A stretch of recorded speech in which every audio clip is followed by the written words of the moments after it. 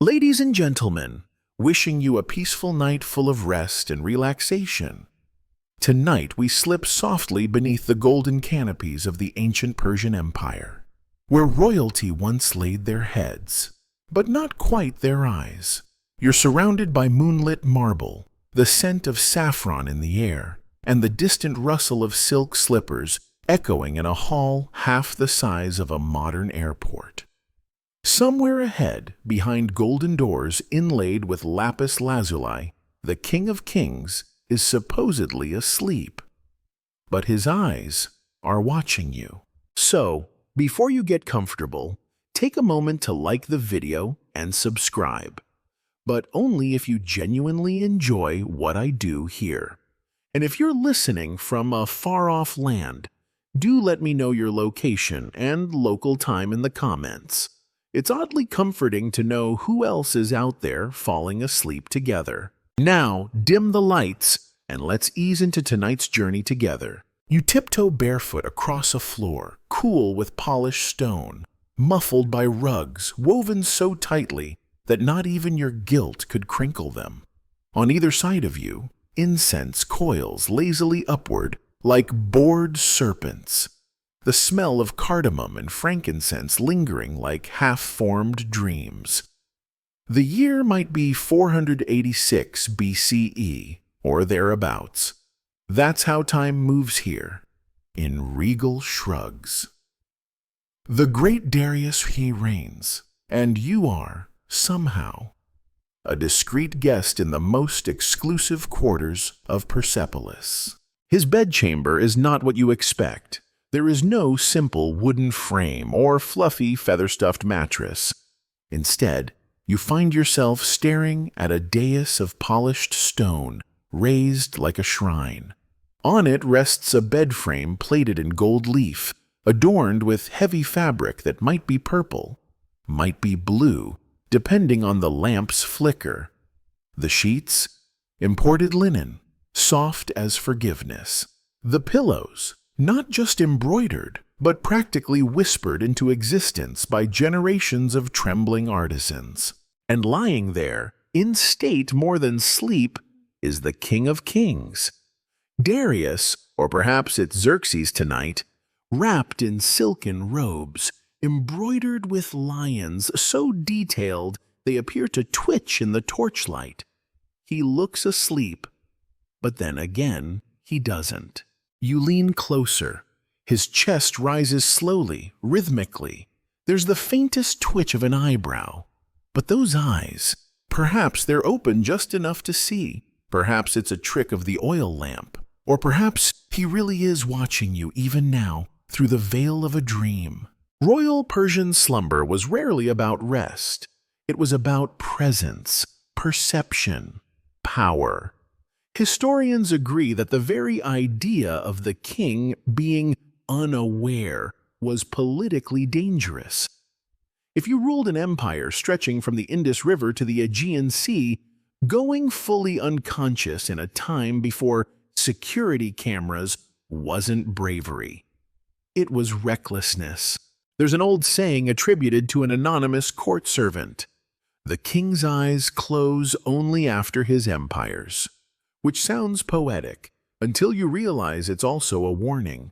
Even in sleep the king watches. But why such theatrics? Why maintain this odd, half-waking posture beneath brocaded covers? Part of the reason lies in ceremony. Court etiquette during the Achaemenid dynasty was elaborate, almost suffocating. Even sleep followed protocol. Slumber wasn't private, it was performance. Witnesses, guards, attendants, concubines, and astrologers all played their parts. At any given hour, someone might peek into the bedchamber to see if the king's body had shifted in a way that could be interpreted as a message. If he turned left, did that signal a change in Babylonian policy? If he snored, was that the sound of disapproval toward Egypt's grain tribute? You're not dreaming. This really happened. Or at least many ancient writers claimed it did.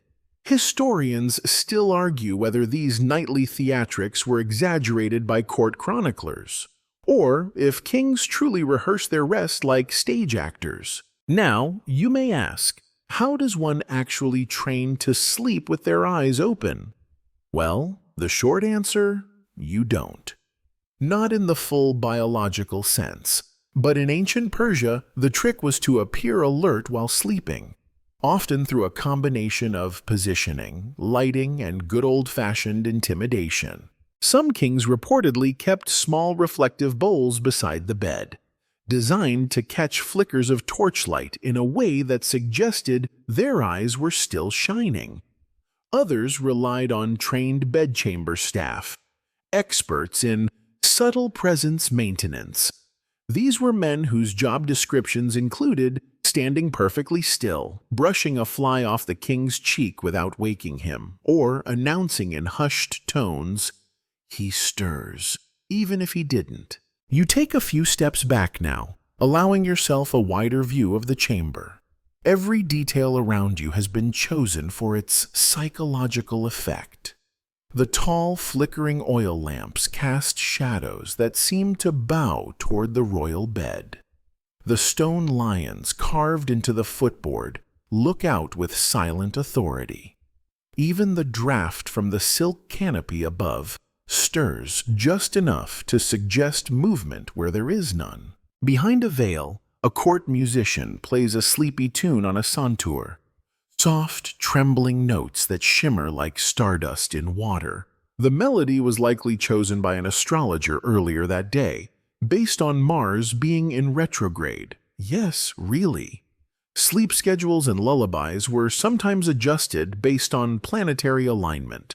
You might scoff, but remember, this is a place where it was once believed a sneeze at the wrong hour could doom you. Linger near the foot of the bed, where cool marble meets embroidered rugs, and watch the king lie motionless, more statue than man.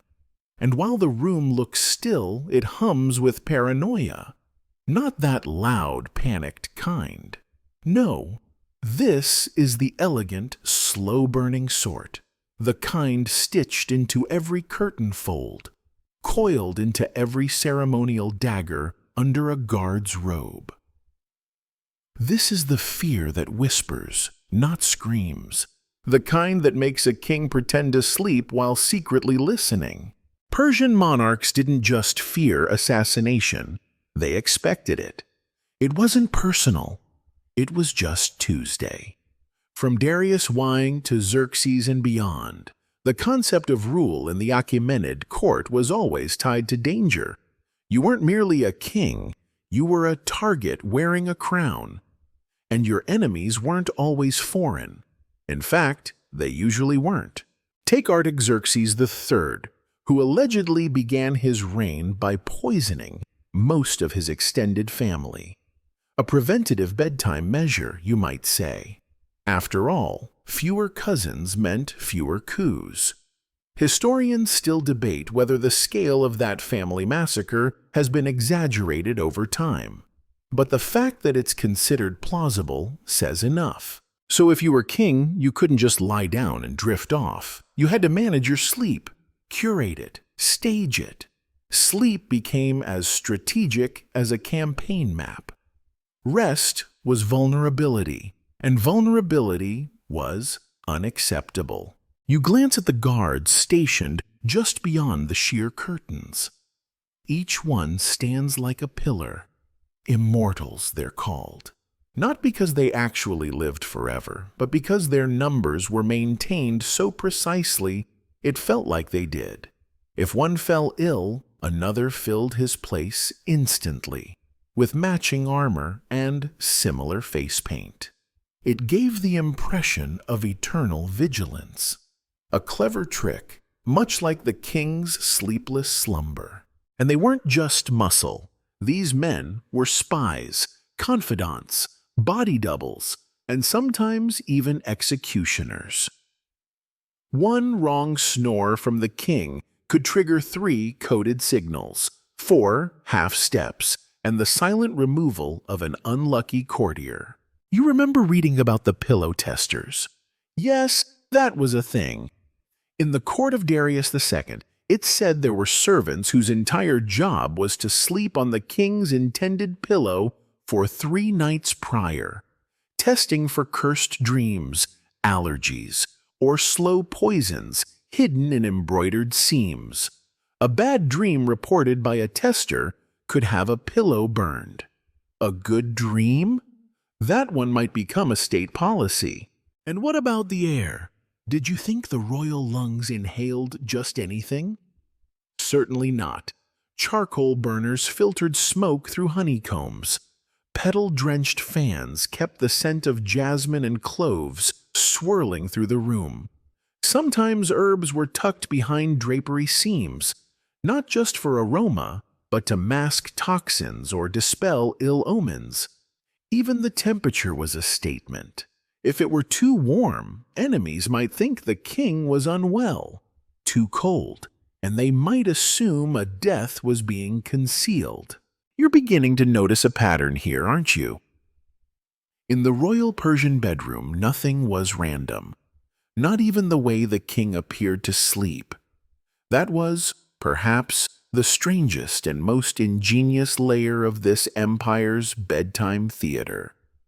Eyes partly open, chest rising slow and even, one hand, always the right, resting palm upward, in case the gods wish to drop in with a message.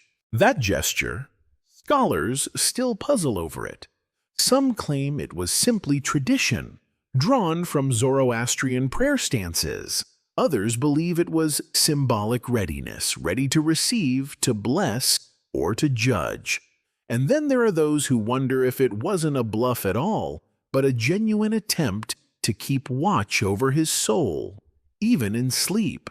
Because you see, the Persian understanding of night was not gentle. It was a time of potential contamination.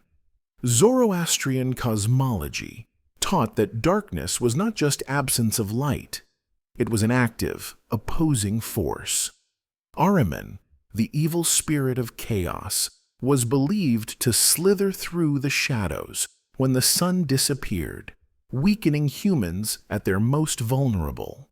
And so the king, God's representative on earth, had to resist.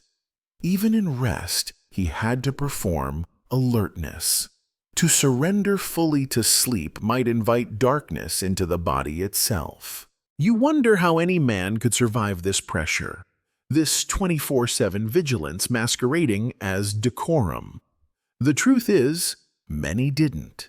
Mental breakdowns weren't recorded in the scrolls, but they probably happened more than we know. You can imagine a king weeping silently into his perfumed sheets, eyes open not from strategy, but from sheer exhaustion. And yet somehow the illusion was maintained. Night after night, a carefully constructed facade. Every flicker of a curtain meant something. Every slow breath was studied. Even the way the king's toes peeked from under the sheets could be interpreted. Flexed? He's restless. Still? The gods are pleased. Slightly curled? Better send for the court dream interpreter. You step back now, careful not to disrupt the energy of the room. As you turn, your eye catches a peculiar object tucked discreetly beneath a bench near the king's bed. A lacquered wooden box carved with winged lions. It's a dream journal, you realize. Not written in by the king himself, but by a night scribe who observed him as he slept. Or at least, as he seemed to. The entries are likely filled with guesses. His Majesty shifted thrice in the hour past moonrise. Face northward, brow tensed. Possibly saw lions. These notes would be reviewed with the same gravity as tax records. One misinterpretation could set a war in motion. So when you ask, why did Persian kings sleep with their eyes open? This is your answer. Because they couldn't afford not to. Because perception shaped reality. Because a closed eye was not merely... You walk quieter now. Calmer, but more curious. as the torchlight dims behind you. Still within the royal palace, you pass columns that rise like frozen tree trunks, each carved with scenes of tribute from far-off lands. You wonder how many of those tribute bringers knew the King of Kings barely slept, or that when he did, he performed it like a dance, one foot always metaphorically on the floor, one eye cracked just enough to remind the gods and men alike, "I'm still watching." But was it always like this? To truly understand the half-sleep of Persian royalty, you have to travel further back. Back before Darius, before even Cyrus the Great, you must tread carefully into the spiritual undercurrents of ancient Persia, the world of Zoroastrianism. This isn't just some side note in a dusty museum exhibit. It's the lens through which Persian kings viewed their bodies, their duties, and yes, even their sleep cycles. Zoroastrianism wasn't a casual religion. It was a cosmology, a whole way of dividing the universe into light and dark, order and chaos, truth, Asha, and the lie, Druj. Sleep, of course, existed in the hazy border between these extremes. In the Zoroastrian worldview, night was when the dark forces, specifically Angra Mainyu, the destructive spirit, moved freely. And that meant sleep was a kind of battleground. To lie unconscious was to flirt with that spiritual vulnerability. Some priests even believed that bad dreams weren't just dreams. They were signs that Ahriman had brushed against your soul while you were helpless. So you begin to see how a king's refusal to fully sleep wasn't just political. It was theological. He wasn't merely guarding his throne. He was guarding the cosmic balance. Historians still argue whether the royal court truly saw kings as divine intermediaries or merely endorsed that idea for the sake of control. Either way, the effects were the same. The king couldn't afford to sleep like a normal person, and neither, really, could anyone around him. The ripple effect of royal insomnia reached deep into palace life. Eunuchs, concubines, astrologers, and guards adapted their schedules, not around the sun, but around the king's breath. If he stirred at midnight, the kitchen might begin preparing tea infused with saffron and dried lime. If he whispered a command, dreaming or not, a scribe nearby would record it on wax tablets, just in case it was a vision from Ahura Mazda, the god of light. You pass now through a smaller chamber just off the royal bedroom. It's the astrologer's room, low ceilings, walls painted with constellations. They didn't just forecast battles, they forecast bedtime. Imagine the pressure. Get Saturn's alignment wrong, and you might accidentally tuck the king in during an inauspicious hour. One poorly timed nap and the crops could fail, or so the rumors would say. And while most ancient empires had their superstitions, Persia took it to silk-draped extremes. Some royal advisors believed that certain sleep positions channeled particular dreams. Others advised against facing west while sleeping, too close to the realm of the dead. A few even warned of dream theft, claiming that jealous courtiers could steal prophetic visions by sleeping too close to the king. Sound far-fetched? Well, remember that this was a world where roosters weren't just poultry. They were soldiers of light, their crows believed to fend off demons at dawn. So yes, if your chicken crowed too late, it could be blamed for an unlucky dream. You chuckle, but also tuck that detail away. You never know when an angry Zoroastrian rooster might come up again. In this low-lit chamber, you notice a peculiar tapestry. It depicts a lion with human eyes wide open, surrounded by smaller figures bowing. At first, it seems symbolic of divine strength, but the closer you look, the clearer it becomes. This is the king's ideal, ever seeing, ever guarding, even in rest. You imagine the emotional toll of that role. To be so watched, you could never truly close your eyes, yet so feared that no one dared ask how you felt. You wonder if any of them ever whispered, "I just want one full night." Maybe they did, quietly, to no one, into a pillow that someone else had pre-tested for omens. And then there's the matter of the decoy beds. Yes, decoy beds. Clever little bits of royal paranoia turned architectural policy. In some palaces, including those at Susa and Ecbatana, kings reportedly maintained multiple sleeping chambers, each furnished identically. A rotating ritual. Some nights he would sleep in the north chamber, others in the east. Attendants wouldn't be told until the very last moment, not even the guards. Only one person knew for sure, the Keeper of the King's Breath. An actual title, by the way. The rest, bluff and theater. And why such effort? Because of assassins, of course. If someone was plotting a midnight dagger visit, they'd better hope they picked the right canopy. The wrong bed? Empty. Or worse, occupied by a double, paid well to snore like royalty. And those doubles didn't always wake up the next morning. So sleep in this world was a grand performance of illusion, a shell game played with sheets and shadows, and the king, ostensibly the most powerful man in the known world, was also the most fragile piece on the board.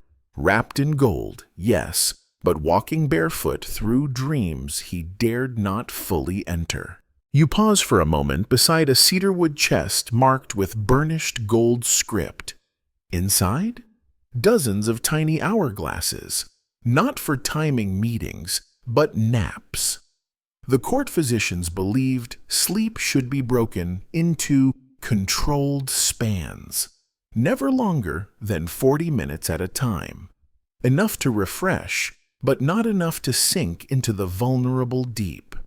Some believe this idea influenced later Islamic sleep practices.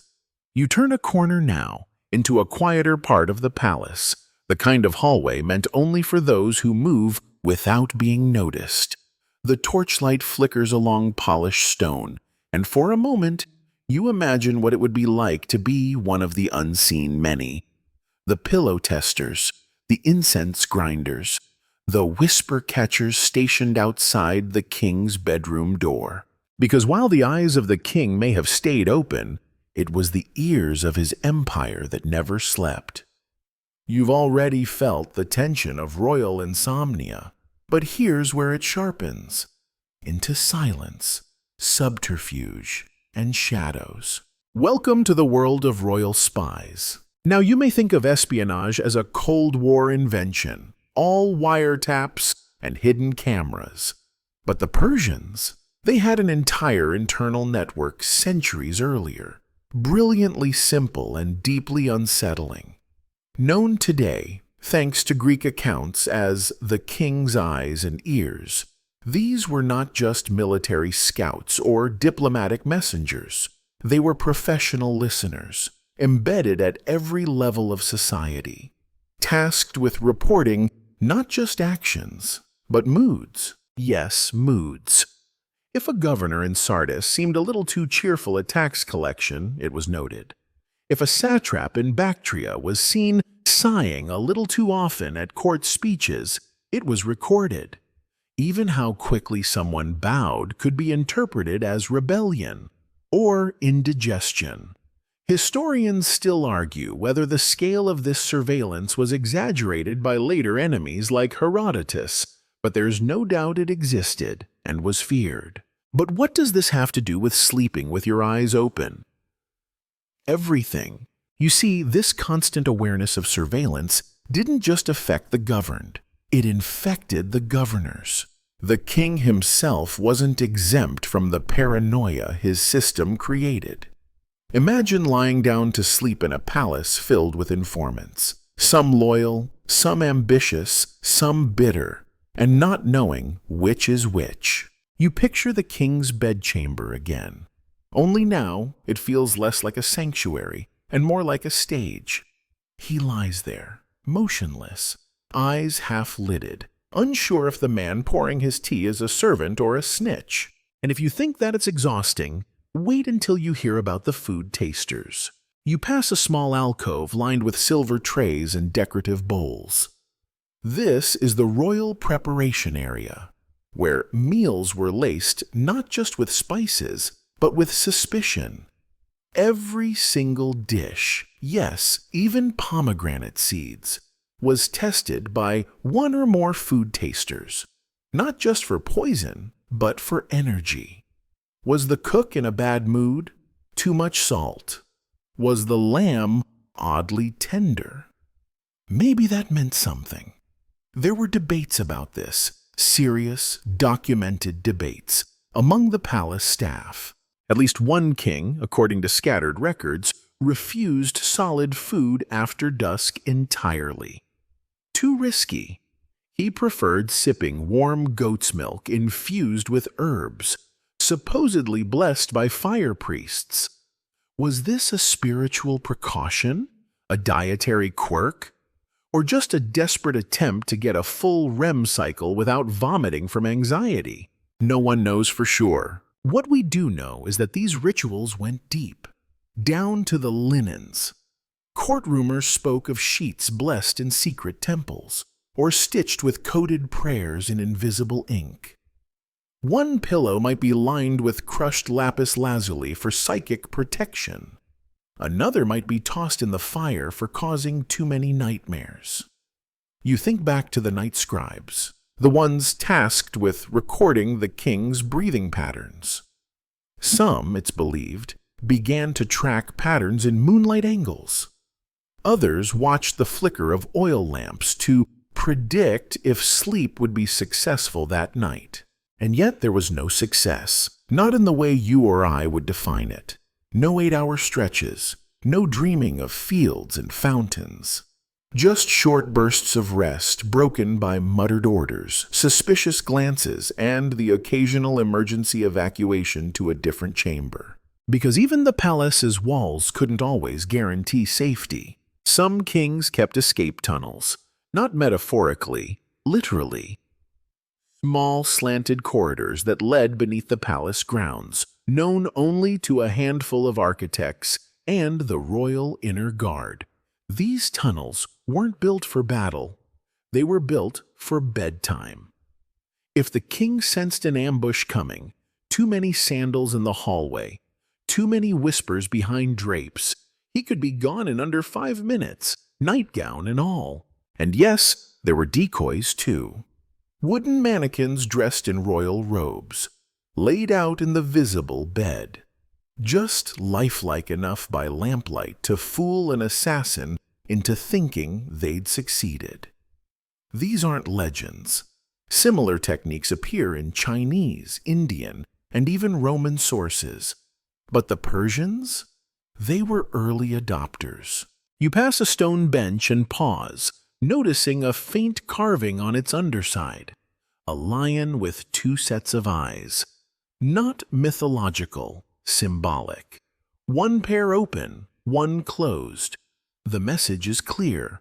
True rulers never sleep. But here's the ironic twist. By refusing to surrender to sleep, the king surrendered to something worse. Sleeplessness breeds delusion. Insomnia distorts. Some scholars believe that several later kings, Artaxerxes II comes to mind, began interpreting dreams they didn't actually have. They invented visions not to deceive others, but to convince themselves that something spiritual was happening in all those empty nights. And the court? Well, they played along. When the king said he dreamed of a golden eagle guiding his horse through fire, the court astrologers nodded solemnly. Yes, your majesty, clearly a sign to invade Lydia. Did he really dream it? Or was it something conjured at the edge of exhaustion, halfway between lucidity and madness? You'll never know. And neither did he. You move forward, passing through velvet-lined doors that lead into a miniature library. Here, night scribes once documented more than just dreams. They kept ledgers on nighttime noises. Did the king shift twice before moonrise? Did he whisper something about fire? Did a dog bark in the far courtyard during his breathing? You're still seated in that quiet chamber surrounded by stone and whispers when the breeze changes. It's subtle, just enough to make a nearby tapestry flutter, but it carries a smell unlike the incense and oils from before. Heavier, pungent, almost medical. Welcome to the Royal Sleep Apothecary. You wouldn't have seen this room on your tour. You did. This was the domain of the Magi physicians, a mix of Zoroastrian priest, herbalist, and proto-psychiatrist, whose main duty, at least after midnight, was not prophecy, but persuasion, persuading the king's body to rest. Because by this point, remember, sleep wasn't a luxury or a health goal. It was a high-stakes political endeavor. If the king didn't sleep, rumors started. The empire caught cold. Governors got nervous. Enemies sensed blood in the water. So the court physicians tried everything. You eye the shelves, stacked with scrolls, clay jars, and dried herbs. Some are familiar: lavender, myrrh, poppy resin. Others, not so much. Crushed beetle shells, fermented camel milk, and yes, a mild narcotic made from the resin of a now extinct mountain shrub. Historians still argue whether this shrub was related to ancient Syrian rue or something even stranger. But whatever it was, it came with warnings like only at twilight or not during eclipses. Every night a new combination was attempted. Heated oils massaged into the king's temples, honey infusions spiked with crushed lotus root, powdered jade blown across his sheets by a whispering novice, who, apparently, had to fast for 72 hours beforehand. The line between science and superstition was barely visible here. But when you're desperate for rest, you'll try anything. And so did he. You walk along the row of pestles and tiny glass cups, marveling at the sheer effort. Dozens of hands preparing what amounted to a bedtime smoothie. And not just once. The formulas changed seasonally, astrologically, even emotionally. If the king had argued with his wife that day, the potion was adjusted for mood. If a comet had passed, it was thickened. Too many dreams the night before. Add mint, not enough. Add poppy and burn goat hair for balance. It sounds absurd, until you remember that insomnia can feel like slow madness. And when you're not just a man, but a symbol for an empire, madness becomes a national threat. So here we are. Tonight's blend, let's say, is thick with saffron and opium, stirred with silver and poured into a carved alabaster goblet. You touch the rim, still warm, and you can imagine the king lifting it slowly, not with thirst, but with duty. His eyes already half closed, but not from fatigue, from fear. Because here's the paradox: the medicine worked, but not always in the way anyone hoped. Yes, the king sometimes slept, but not deeply, not peacefully. His dreams, when they came, were vivid, chaotic, prophetic, to the point of terror.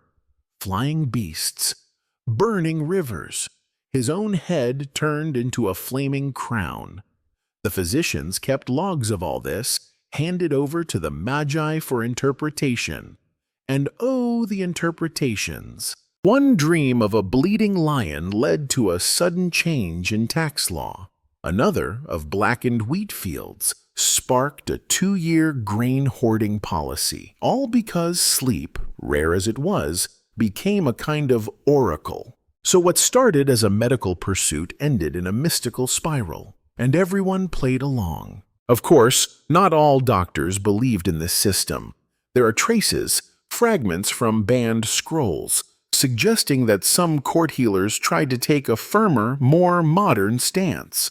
One scroll, attributed to a physician named Mardu, outlines a schedule of quietude designed to mimic natural sleep cycles, candle timing, rhythmic poetry, exposure to flowing water.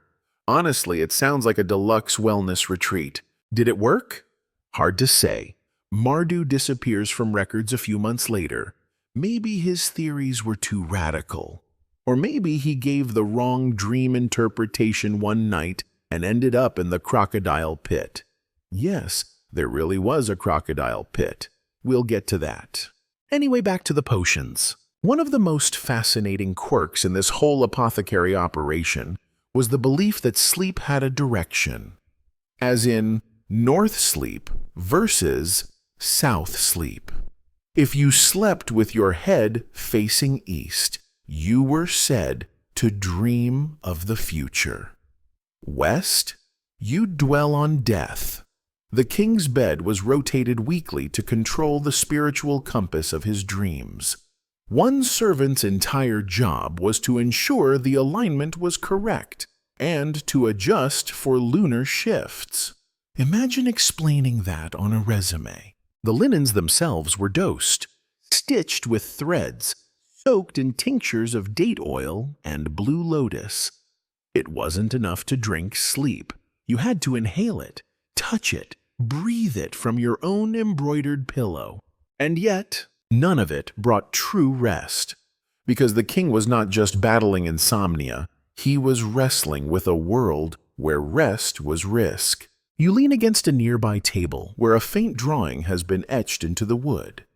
It's a man in bed, surrounded by stars. Above him, an eye, always open, always watching. You start to understand something now. This wasn't about fear of assassination alone.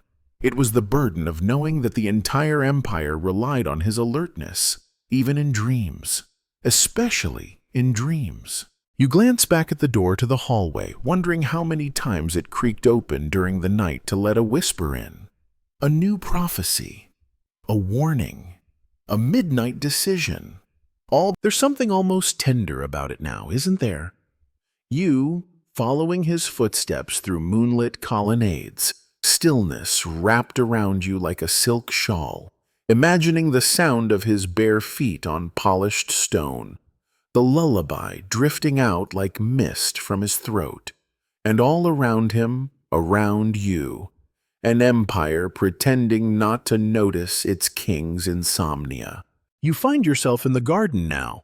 It doesn't look like a garden at first, more like a carefully curated wilderness. Wild mint tangles with rose vines. Fig trees lean heavy with fruit. Somewhere in the dark, a fountain whispers, steady and sure. The air is rich, soft, scented with damp earth and sweet rot. This is where he came, often alone, sometimes in the company of a trusted servant or an aging eunuch who could be counted on, never to speak of what he saw. This garden wasn't just for beauty. It was therapeutic. A green retreat designed centuries before aromatherapy had a name. And it played its part in the campaign for sleep. Scents were believed to guide the soul. Sweet basil for peace, jasmine for clarity, pomegranate blossoms to protect the mind from bad dreams. The garden wasn't arranged for symmetry or fashion. It was mapped astrologically. Certain plants grew under certain stars. If Mars ruled the night, the king might be led near the myrrh shrubs. If it was Venus, then the damask rose. Historians still argue whether this layout was spiritual science or elaborate superstition. But here's what matters. The king believed it. And when you believe something might help you sleep, sometimes it actually does.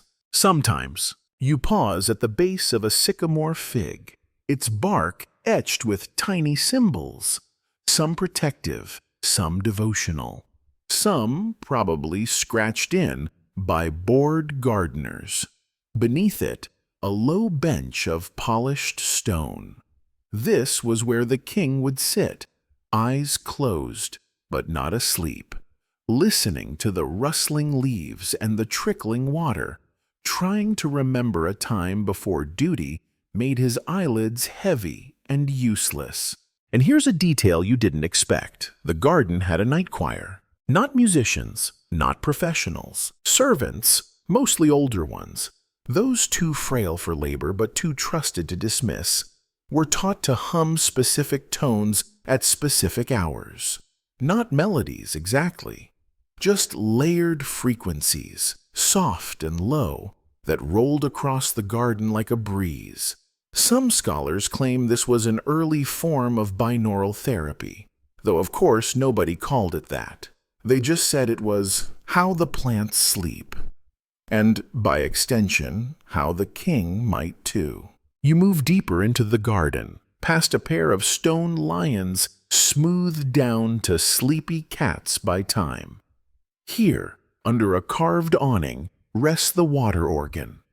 Yes, a real one. The Persians, always ahead of their time, had developed a hydraulic musical instrument centuries before Europeans started tinkering with the idea. The one in this garden was subtle, more flute than fanfare. When activated, the flowing water would push air through reeds, producing a sound like wind sighing through bamboo. Not loud, not grand, just present. A sound you could drift inside. The king's attendants would play it after especially difficult days. Battles lost, omens misread, dreams full of burning cities. He'd come here, draped in linen, flanked by guards who pretended not to notice when his knees buckled slightly with exhaustion. The organ would breathe its long, watery notes, and the night would wrap around him like a blanket soaked in stars. Still, the eyes stayed open. Maybe this was the moment he feared most. Not battle, not assassination, but the soft moment just before unconsciousness, when the mind goes dark and dreams, or worse, nothingness, takes over. A king could face arrows, but not always his own thoughts. So the garden became not just a sanctuary, but a delay tactic, a soft procrastination, one more loop of the path, one more breath of honeysuckle, one more verse of the nine-humped goat, and it worked, sort of. A scribe's notes once mentioned how, after one such walk, the king returned to his chambers and slept, truly slept, for nearly an hour. His guards panicked. Messengers were summoned. What if he never woke up? What if the gods had claimed him mid-snore? When he did rise, yawning and confused, he demanded they tell you leave the garden behind now, its scent still clinging faintly to your skin, and return to the palace proper, back to long corridors where the floors echo and the shadows stretch unnaturally. It's colder here, less human somehow, but this is the true heart of the palace, the place where decisions were made and masks were worn. And here, more than anywhere, the king was never allowed to sleep, because this is where the eyes and ears of the king lived. No, not literally eyeballs and eardrums scattered around the palace, though at times it might have felt like that. The eyes and ears was the affectionate nickname for the Achaemenid intelligence network, a sprawling, whisper-thin web of informants, spies, scribes, and snoops who monitored everything from the tax habits of Armenian vassals to the fish shortages in Bactria.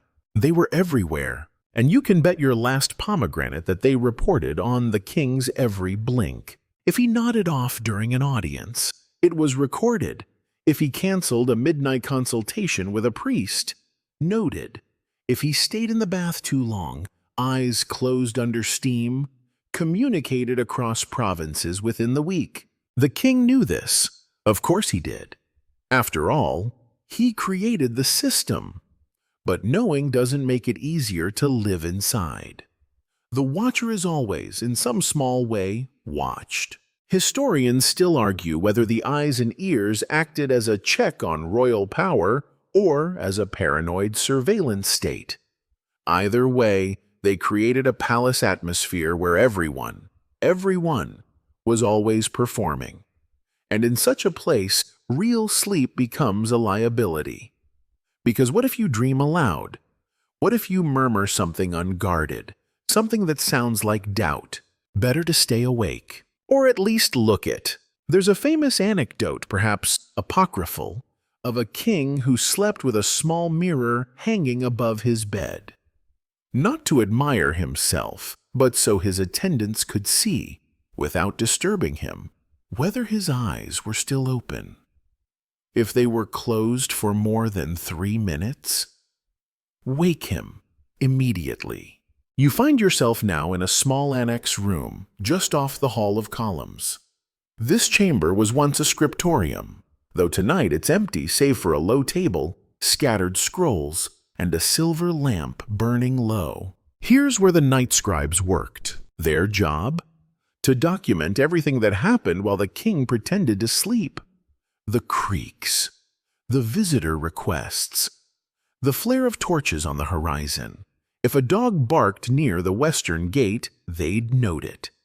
If the king mumbled a name in his half-sleep, they'd file it away, cross-reference it with past scrolls, and determine whether any diplomatic implications might arise. Yes, really. You think your group chat screenshots are being read? Try ruling Persia. And the king. He often dictated to these scribes directly, voice low, never raising his head from the pillows. Commands given while horizontal. Decrees whispered between breaths. One particularly poetic scribe once described the king's nighttime rulings as edicts spoken from the threshold of dream. But even as he murmured laws and banished nobles in the dark, the king's eyes rarely closed. They burned, they watered, they reddened at the corners, but they stayed open. Why? Let's talk about omens. Because sleep wasn't just inconvenient, it was dangerous. Dreams, in the Achaemenid world view, were not the private playgrounds of the subconscious. They were messages, warnings, sometimes even punishments. If you dreamt of a lion, it could mean strength or betrayal. If you saw your mother wearing a crown, oh, buckle up. That meant the lineage might end with you. So yes, dreams were risky, but worse were the false dreams, the ones that seemed divine but weren't.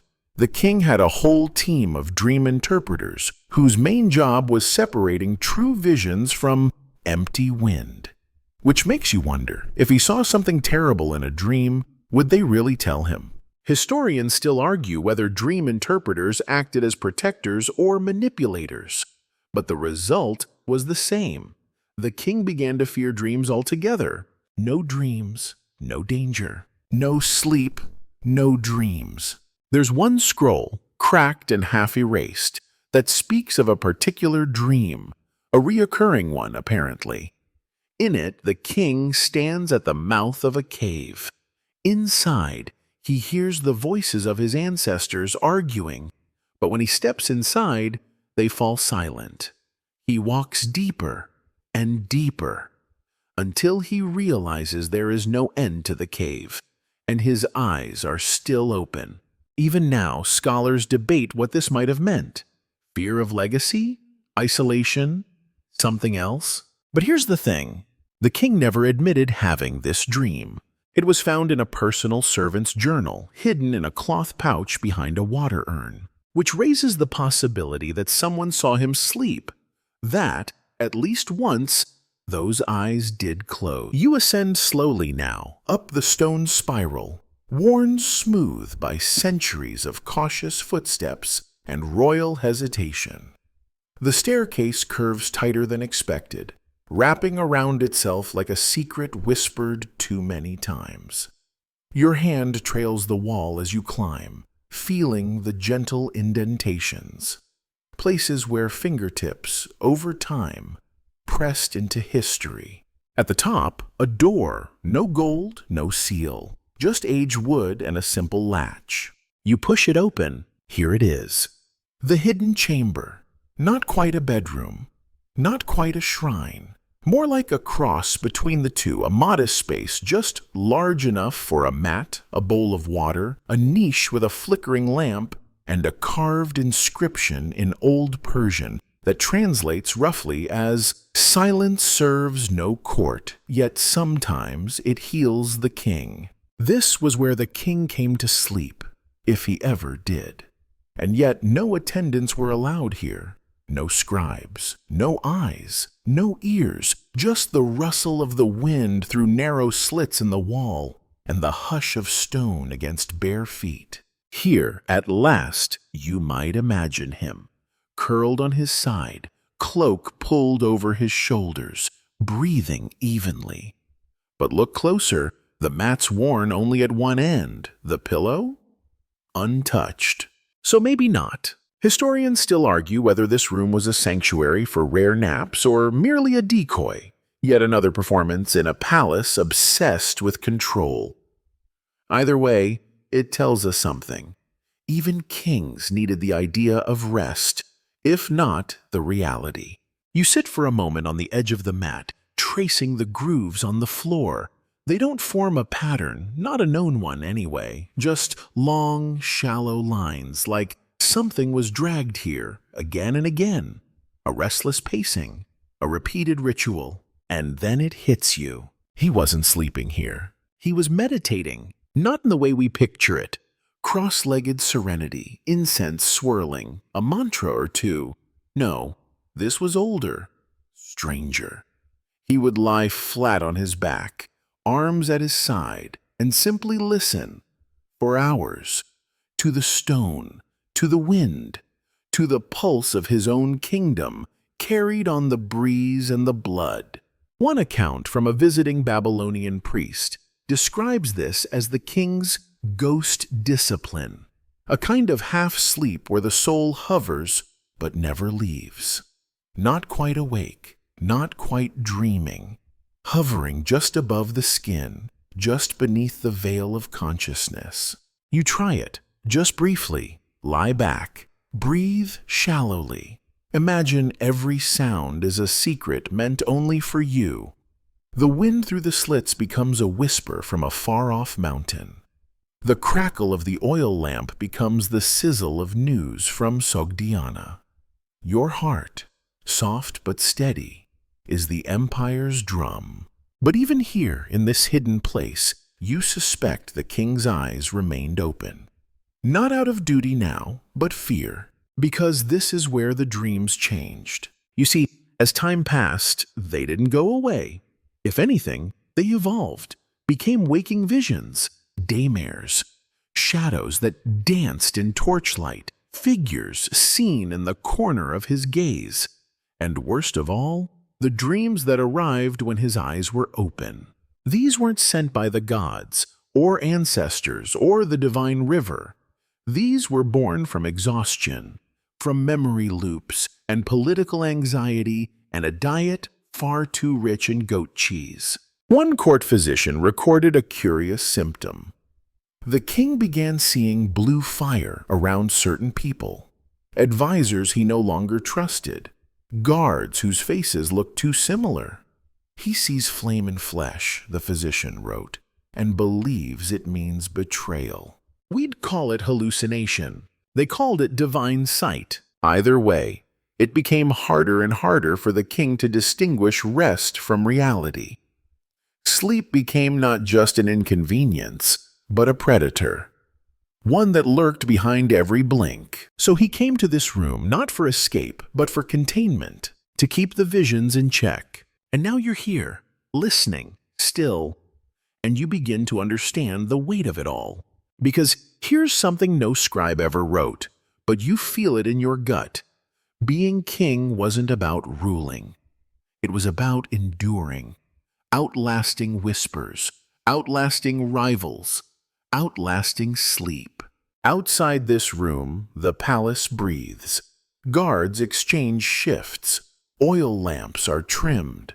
Somewhere, someone knocks gently at a door that won't open.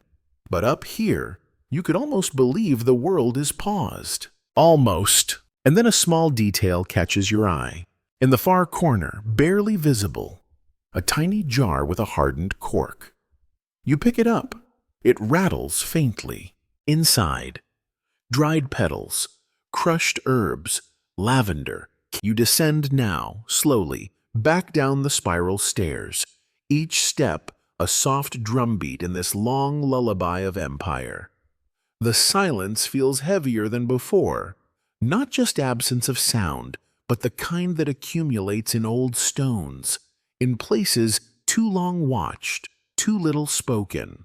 When your feet touch the main floor again, you find yourself facing a different wing of the palace, the one less photographed, less gilded. The servants' quarters, the kitchens, the bathing chambers, these are the lungs of the palace, always working, rarely seen. And here, as it turns out, is where the king's strange sleep ritual took its most surprising turn. Because if the royal bedchamber was all stillness and watchfulness, the bathhouse was something else entirely. Steam, chatter, shifting light on water, a place where power briefly softened at the edges. And here, in this marble-tiled cocoon, the king came as close as he ever did to sleep. No, not submerged in a tub with cucumber slices over his eyes. This isn't a wellness retreat. But floating, just floating, became his compromise. He would lie, arms outstretched in a shallow basin of warm, perfumed water, not moving, not speaking. His body buoyant, his mind untethered. They called it the 1,000 drachma nap, not because it cost that much, but because anyone caught disturbing it paid with their job, their status, or their silence. You imagine it now, the water still, save for the occasional ripple from a shifting toe, the scent of rose and cardamom hanging in the mist, an attendant at the far end of the chamber watching for signs, not of snoring, but of slipping under too long. Historians still argue whether this nightly floating was meditation, exhaustion, or proto-hydrotherapy. Some claim it helped manage migraines. Others say it was the king's only form of sleep, delivered in sips instead of gulps. What's clear, though, is this: he never closed his eyes in the water. Not fully, just lowered his lids, let his gaze blur. The attendants had a name for this look: the moon glance, as if he were watching the reflection of the moon on the water, even when the sky above was cloudy. And still, even here, the king was not alone. A priest would sometimes stand in the corner, whispering verses from the Avesta, prayers about purity, fire, and the chaos beyond the veil. The logic being, perhaps, that spiritual noise would drown out the political ones. You pause now beside a pillar near the chamber's edge and place your palm on its stone. It's faintly warm, and carved into it, almost invisible, are a series of markings. Tiny lines, dots, and curves. A code? A prayer? No, a schedule. This pillar recorded how long the king remained in the bath each night, who attended, whether he seemed calm, whether he spoke. It's a calendar of consciousness, really, tracking the ebb and flow of wakefulness like the tides. And just beside that, a single entry, smudged but legible. Eyes closed, 7 breaths, opened suddenly, asked for wine. Was this the closest he came? There's another layer here too, one that's rarely talked about. Because sleep in this world wasn't just a bodily function, it was symbolic. A sleeping king could be seen as negligent, vulnerable, possibly cursed. So appearances mattered.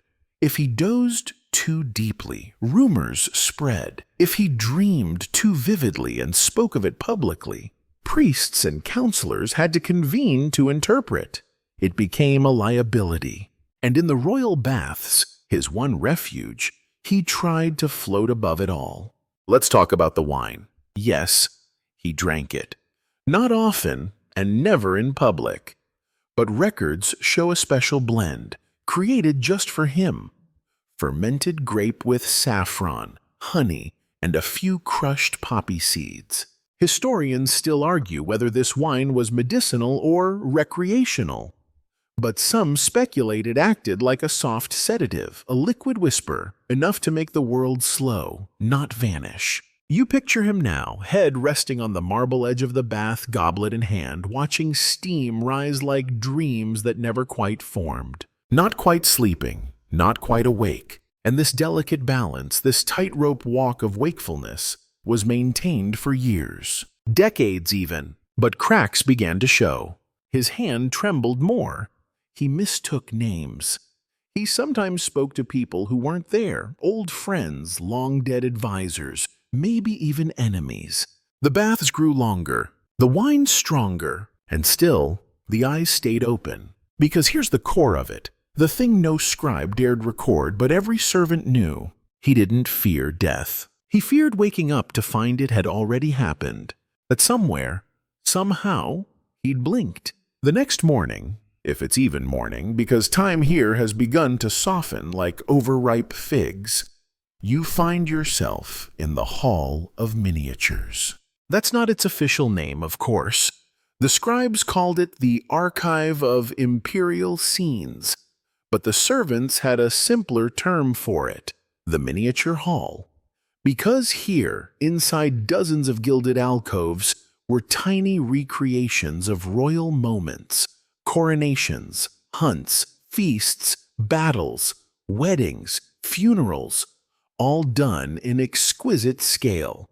Figures barely larger than your thumb, yet dressed in real silk and crowned with flakes of hammered gold. You wander through slowly, hands behind your back. The light is dim here, kept low to preserve the colors. The only sound is your own breathing and the occasional creak of the wooden floor beneath velvet carpets. But this room wasn't built for beauty. It was built for reminders. Because here's the secret. Persian kings didn't just fear losing power. They feared forgetting. And so every year, artisans were commissioned to capture scenes from the king's life. Moments he could review like episodes of a particularly dramatic series. And he did review them, nightly, after the bath, after the moon glance, when the wine had curled softly in his bloodstream, he would be wheeled into the hall. Yes, wheeled. In later years, fatigue made even walking difficult, and yet he insisted on this nightly ritual. Here, among the tiny figurines, the king would sit for hours, watching, correcting, sometimes whispering. You pause now before one of the dioramas. It shows the young king, barely more than a boy, taming a wild horse while his attendants look on in awe. But there's a small detail most would miss. The boy's eyes in the figurine are painted half open, subtle, intentional. The message was clear. Even then, even as a youth, his eyes were open, watching, absorbing, unafraid. Some historians believe this entire hall was a psychological tool, an elaborate form of lucid recollection designed to reinforce identity, like a dream you can walk through. Others argue it was pure vanity, but the king believed differently. To him, these weren't just memories, they were anchors. You see, when sleep becomes dangerous, so too does forgetting. And when the mind begins to fray, who you were yesterday matters more than who you are today. And so, miniatures, proof of the past, rendered in silk and gold. You spot another scene, a military campaign in the east, dust-colored tents, camels mid-step, soldiers with expressions of quiet dread. And near the center, there he is again, the king on a dais, eyes open, mouth slightly parted. Always watching. Here's a curious little corner, a forgotten alcove that's been partly covered with cloth. You pull it aside. This scene is different. No grand hunt, no wedding. It's a bedroom. A very plain one. A cot, a table, a single oil lamp, And lying in the cot, the king, eyes closed. You blink. Is this? It's the only miniature in the hall where he's shown sleeping. A court rumor once whispered that this diorama was ordered in secret, made by a favored sculptor who had once helped the king fake a nap during a high-level diplomatic visit. The logic was sound. If visiting dignitaries thought he slept, they'd be reassured of his humanity. So, a single decoy nap was staged and commemorated. Historians still debate whether this was a security tactic or simply exhaustion cracking through the mask. Either way, the figurine stayed hidden, covered with silk. Until now. You lean closer. Even in miniature, the figure looks peaceful and oddly vulnerable. You realize that for all his command and all his grandeur, the king was still made of flesh, muscle, breath, nerves, and fear. And yet, this tiny version of him, the one who dares to sleep, is more human than any statue in the courtyard. You step back, and as you do, you feel the faintest shift in the air. Not a draft, more like recognition, as though the hall itself remembers this moment. The night when the king allowed himself, briefly, to rest. But just once, and never again. Because here's the paradox. For a man obsessed with watching, he spent a great deal of time trying to control what others saw. If he closed his eyes too long, people would whisper. If he stayed awake, they'd say he was cursed. So he did what any sleep-deprived ruler would do. He curated his own. You drift now into the corridor beyond the hall of miniatures. It's quieter here, thick with the scent of myrrh and dust. Each footstep feels muffled, as though the palace itself is holding its breath. You're headed toward a chamber that was rarely mentioned in court records, but frequently referenced in private letters and servant gossip. The listening room. Its name at first sounds cozy, maybe a space where poetry was read aloud or sitars plucked gently by candlelight. No, this room was not for music, not for conversation. It was for surveillance, but not the clumsy kind with holes in the wall and a servant hiding behind tapestries. No, the listening room was more refined and far more unsettling. You push open the carved cedar doors and enter a circular room lined with copper bowls mounted to the walls, each one shaped like an inverted lotus and fitted with something that looks oddly modern. Narrow funnels aimed like little ears toward the stone ceiling. Above you, embedded in the domes of various royal spaces, the audience hall, the harem, the library, were whispering holes. Ingenious architectural features that funneled even the faintest sounds into this chamber. The Persian king could sit here, cross-legged on a velvet cushion, eyes open, listening.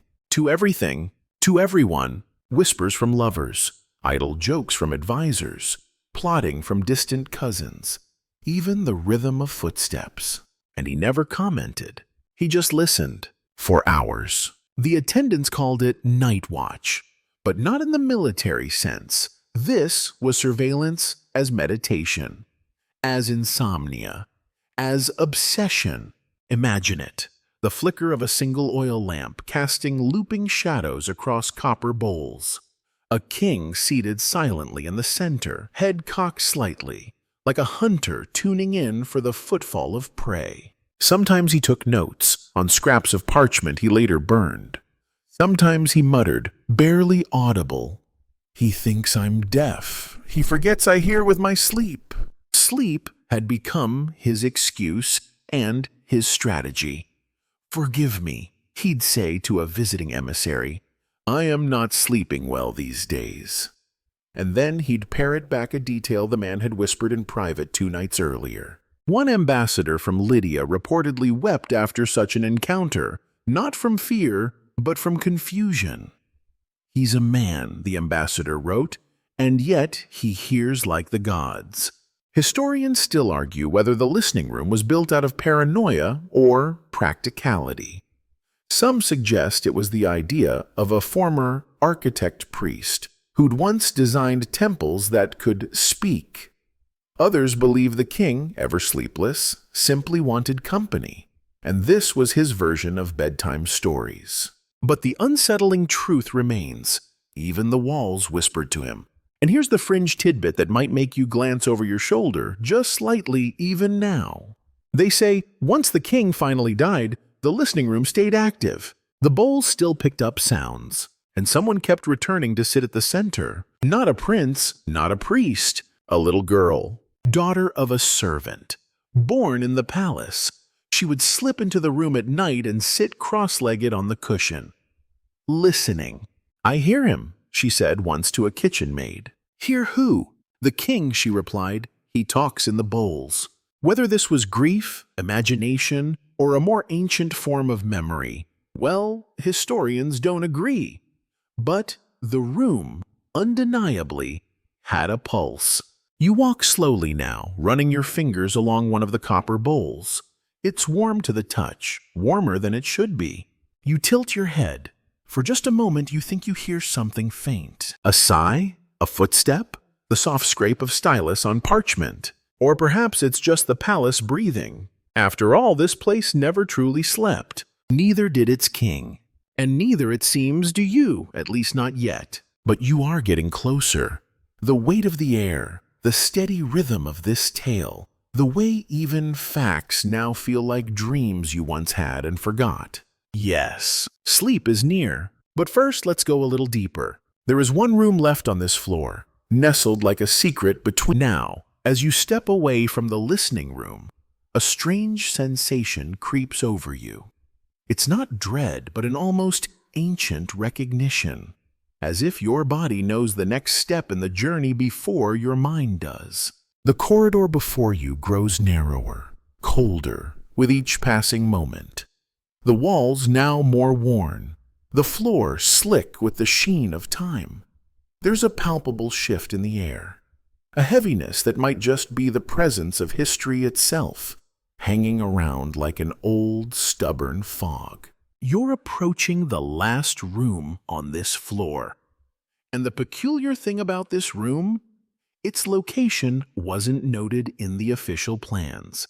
In fact, there are no records of it whatsoever, except for one, hidden in the oldest scrolls in the royal archives.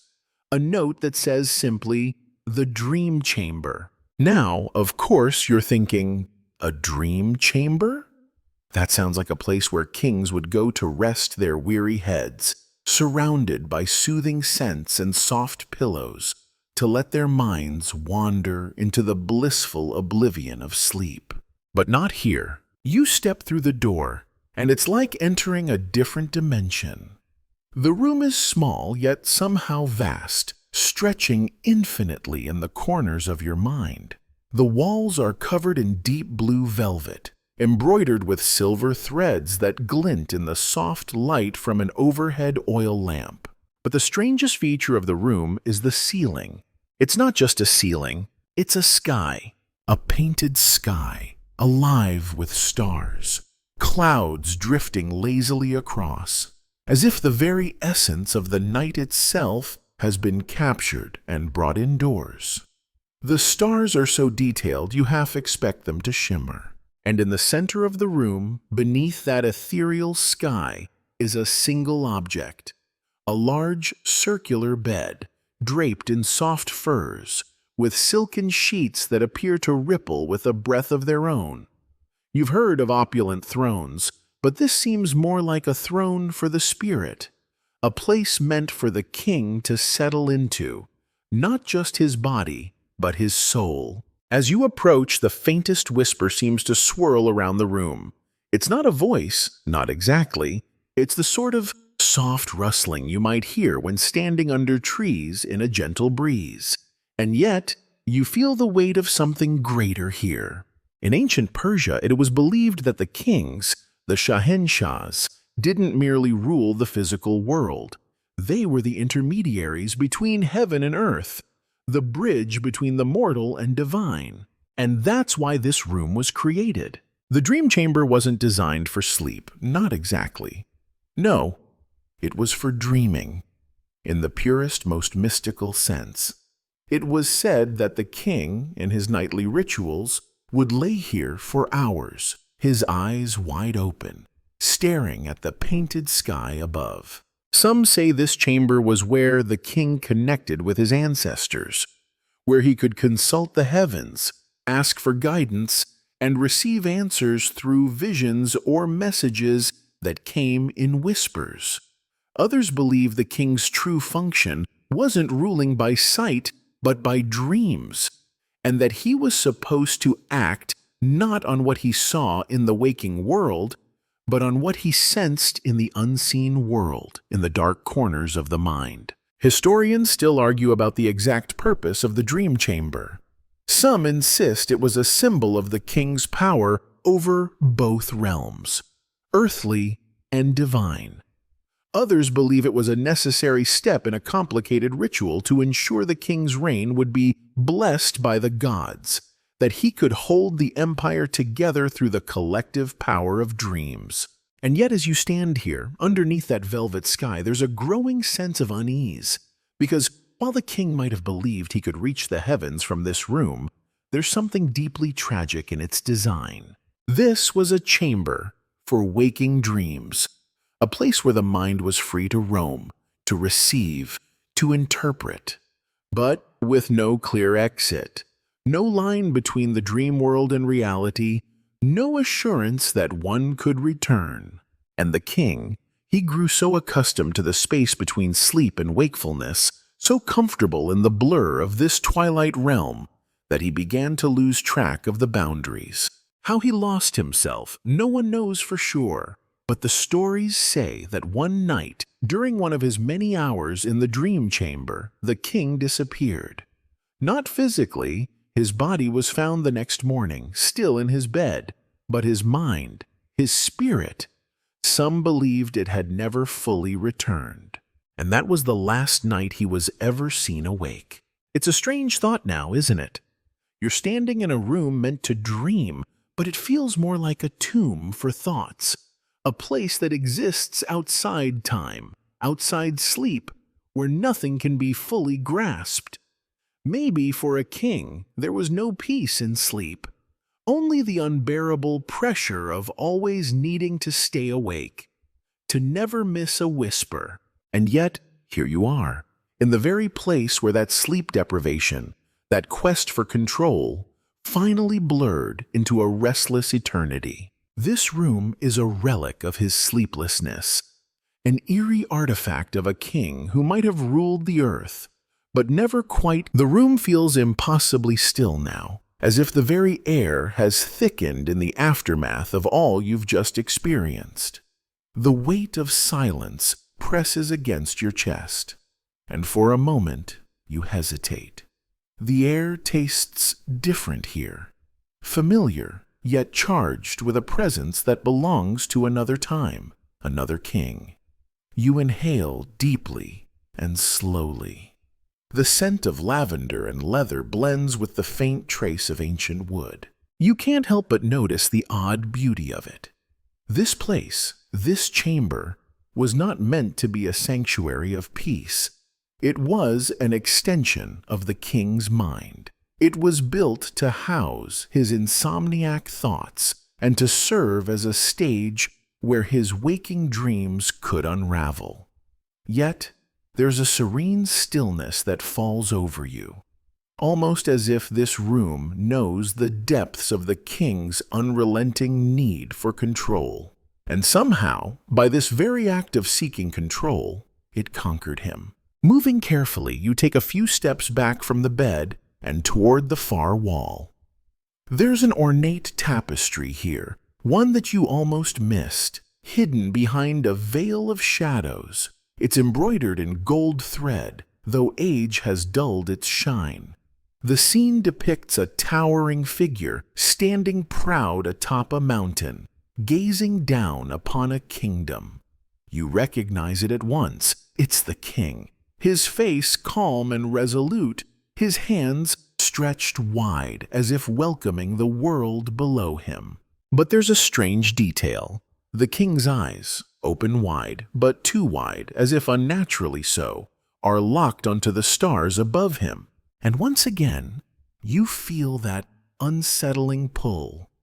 The connection between him and the night sky, the longing to gaze outward and upward, but never to blink, never to lose sight of what he controls. This tapestry, like the rest of the dream chamber, wasn't just about the past. It was a message, a final wish, a reminder to never close your eyes, not for a second. Historians have long debated whether the king's obsession with staying awake was born of some grand purpose or from an unspeakable fear, a deep and gnawing dread that if he surrendered to sleep, he would lose more than just control over his empire. He might lose himself, the very essence of who he was. And for a ruler whose identity was wrapped tightly in his ability to never rest, the idea of slipping into unconsciousness meant losing that all-important link to his subjects, his gods, and most tragically, his own mind. But it wasn't just the fear of death or madness. Oh no. The king's drive to remain awake came from a more elusive, even elusive reason. You see, the ancient Persian kings, from the very moment they ascended to the throne, were not considered simply rulers. They were believed to be god kings. They were entrusted with the responsibility of keeping the delicate balance between light and dark, between order and chaos. Their role wasn't just to command armies or sit upon thrones, but to maintain the cosmic order of the universe. The kingdom, after all, had a very specific cosmology. The Persians believed that the night was a time of cosmic warfare, when the forces of darkness tried to overpower the forces of light. The king, in his divine wisdom, was entrusted with watching over his people through these long hours of darkness. By keeping his eyes open, he was believed to be fighting off the encroaching shadows, protecting his people from the chaos that threatened the world. Thus, sleep for him wasn't just a personal indulgence. It was a risk to the entire cosmic structure. In this way, his sleeplessness was his service to the world. It was his sacrifice. The concept of Zoroastrianism offers insight here, especially its dualism. The ancient Persian religion posited that the world was a battlefield between the forces of light, represented by Ahura Mazda, and the forces of darkness, led by Angra Mainyu. The king's sleeplessness symbolized his role in guarding against this darkness, his eyes wide open as he stood vigilant in defense of the light. Yet as the story goes, this constant state of vigilance slowly began to erode the king's health. A once vibrant ruler now looked gaunt, his face drawn and pallid. His eyes grew sunken, his movements sluggish, and yet he could never abandon his duty. In the wake of this, some modern historians believe the king's fatal flaw wasn't his obsession with control or his devotion to his empire. It was the cost of trying to outlast the night, the cost of denying sleep. And this brings us back to this room, this dream chamber. Perhaps, just perhaps, it was not a sanctuary at all. Maybe it was a tomb built of silken sheets and painted stars, where the king went not to dream, but to delay the inevitable collapse of his mind. Perhaps, in this space, where the night sky was painted in gold and silver thread, the king sought the safety of his thoughts. But no matter how much he tried to hold the darkness at bay, you step out of the dream chamber, and as the door clicks shut behind you, there's an eerie sense of finality. The cool air outside the room feels refreshing, almost welcoming, as if it's pulling you away from a place where time and even reality seem to lose their shape. As you walk through the narrow passageway that leads back into the heart of the palace, your thoughts begin to settle. You feel the weight of the night, the quiet, comforting solitude of the palace halls as you make your way back.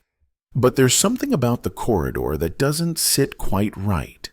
It's as though the shadows here are deeper, the silence more oppressive. It's not the shadows you mind so much, it's the watching. You can't quite put your finger on it, but it feels as though the walls themselves are observing you, waiting for you to move, to make a sound, or perhaps to turn and look once more. You pause for a moment as if caught by a strange impulse. Something tells you not to continue just yet. You glance back over your shoulder, staring down the long corridor, eyes wide. But you see nothing unusual, just the empty, dimly lit hallway. And yet, the feeling of being watched persists. So, you press forward, pushing that nagging sense of unease aside as you continue your journey deeper into the palace. You have already come far tonight, haven't you?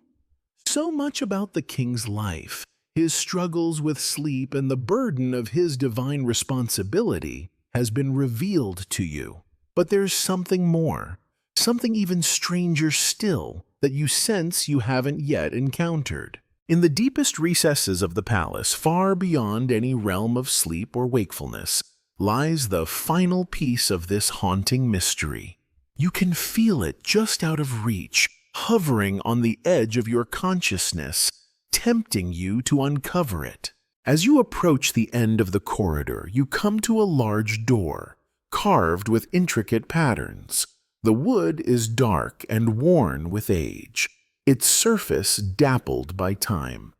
It feels ancient, as if it's seen centuries pass, yet it has stood untouched by the elements of the world outside. The door is heavy, imposing, and as you place your hand upon its cool surface, it seems to hum with an energy that makes your pulse quicken. This is it, the last room. It was not mentioned in any of the royal records, not in the archives, nor the royal documents, and certainly not in any of the tales shared over feasts or firesides. Yet here it is, waiting for you, almost beckoning you to open it. With a deep breath, you turn the handle. The door creaks open with a groan, revealing a large, circular room. Unlike any other room you've seen so far, this one feels even older, more untouched by time. A faint light flickers from within, casting strange shadows that stretch long across the walls. The space seems almost alive, as though the very walls are breathing, whispering secrets into the air. And at the center of the room, beneath an elaborate canopy made of ornate tapestries, is a large stone pedestal. Upon it lies a scroll.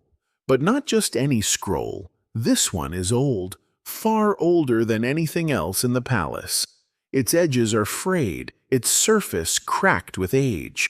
But the most striking feature of the scroll is its writing.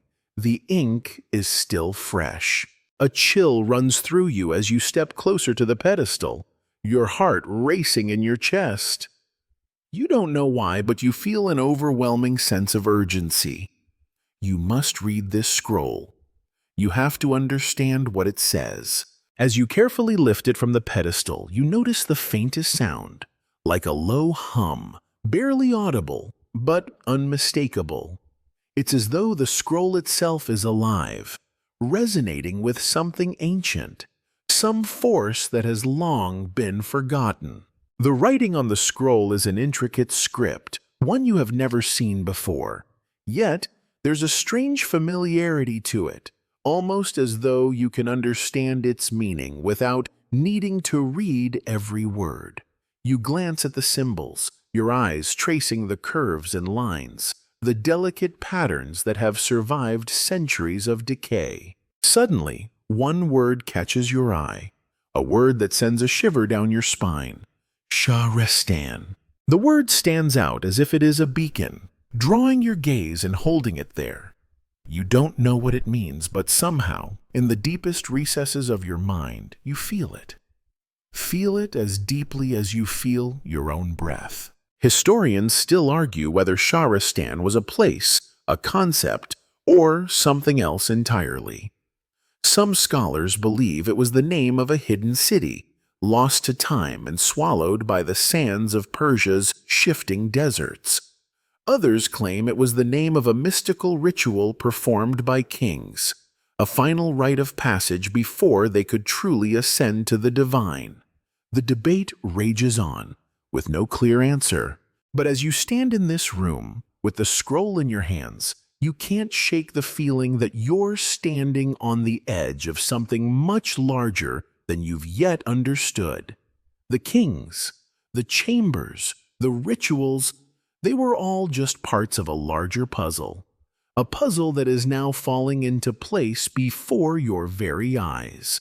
But what does Shahristan mean? Why did the scroll contain this word? And why did it feel so important to the king? The scroll trembles in your hands as you stand in the center of this forgotten room, your eyes locked onto the symbol of the eye, an emblem you've already seen too many times tonight.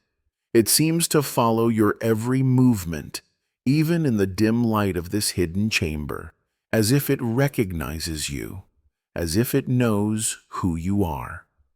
The air thickens once more, and for a moment you feel caught between two realities. There is the present, where you stand, breathing, feeling, questioning everything that brought you here. And then there is the past, ancient and inexorable, where the king and his empire are still very much alive. With the scroll still in your grasp, you feel an overwhelming urge to decipher it, to peel back the layers of its cryptic message. Your fingers trace the strange symbols, the delicate curves of the ancient ink. And then it happens. A sudden flash, one that's more feeling than sight, runs through you. A wave of recognition. You understand it. You understand the word Shahristan. In the quiet of the chamber, where the air hangs like thick velvet, the word stirs something deep within you. Shahristan is not a place, nor merely a concept. No, it is something else entirely. It is the very essence of the king's sleepless vigilance. It is the threshold between life and death, between the waking world and the dream world, and, most chillingly, between the king's ever-watchful eyes and the darkness that sought to consume him. And yet, despite understanding its meaning, you can't quite shake the feeling that you're still missing something vital. The pieces of the puzzle are falling into place, but there's a lingering void, something that doesn't fit. The king's obsession with sleeplessness, his divine duties, the dream chamber, the strange ritual that may have been tied to Shahristan. All of it connects, but not in a way that feels complete. There's a thread here, a connection you've yet to fully grasp. As you stand in this ancient, secret room, the silence feels almost oppressive now. The weight of your discovery hangs in the air like an invisible shroud. You turn the scroll over in your hands, your mind racing, trying to connect the dots. But just as you're about to dive deeper into the mystery, you feel a subtle shift in the atmosphere, a soft rustling like the flutter of pages turning in a book. It's not the scroll that's moving, no, it's something else, something far stranger. From the far corner of the room, where the shadows are thickest, a figure begins to emerge. At first, it's nothing more than a flicker, a distortion in the light.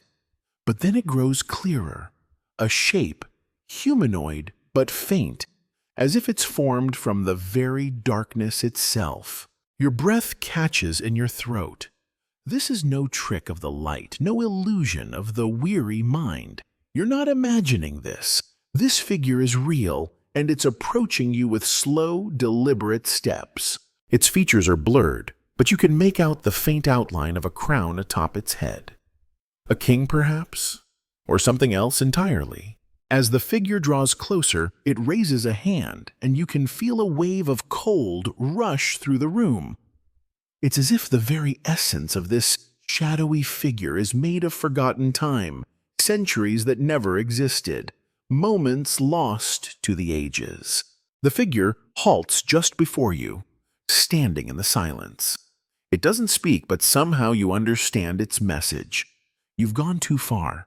You've uncovered too much. But you can't stop now, can you? You have to know more. And then, with an unsettling calm, the figure steps back into the shadows, as if it were never there at all. The temperature in the room shifts back, warmer now, the eerie coldness fading like the last traces of a dream. Your heart beats in your chest and your hands tremble slightly as you hold the scroll. What was that? Who or what was that figure? Was it the spirit of the king?